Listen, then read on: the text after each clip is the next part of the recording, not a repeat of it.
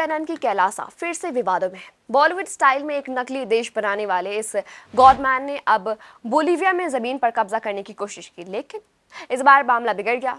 Bolivia सरकार ने कैलासा के 20 लोगों को हिरासत में लिया और डिपोर्ट कर दिया। नमस्कार, मैं हूं नाज़ शेख और आप देख रहे हैं न्यूज़ ट्रैक। तो आखिर कैसे कैलासा के नाम पर हुई 1000 साल की लीज डील? क्या नित्यानंद अब भी जिंदा है या फिर ये सिर्फ अफवाह है? कौन है ये गॉडमैन और क्यों भारत से भागा?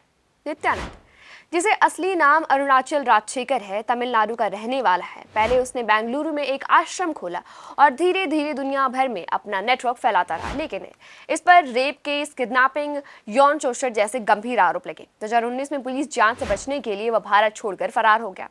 तब से उसकी लोकेशन का कुछ खास पता नहीं चला। फिर कुछ साल बाद उसने दावा किया कि उसने कैलासा नाम का एक नया देश बना लिया है। अब आप सोच रहे होंगे कि क्या है कैलासा? कैलासा को हिंदुओं का पहला संप्रभु राष्ट्र बताया जाता है।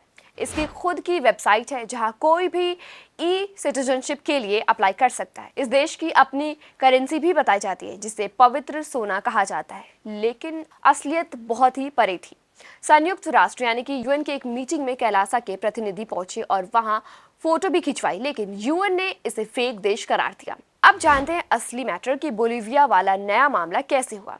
1000 साल का जमीन सौदा क्या था? नित्यानंद के लोग बोलीविया के इंडिजिनस समुदाय मूल निवासियों के पास पहुंचे और वहां उन्हें सपने दिखाए कि वो उनकी जमीन पर हिंदू राष्ट्र बनाएंगे। बोलीविया के 3 समुदाय ने 4.8 लाख हेक्टेयर जमीन को 25 साल के लिए कैलासा को लीज पर देने का करार दिया। इसके बदले में उन्होंने सालाना करीब 1.6 करोड़ रुपए देने की बात कही।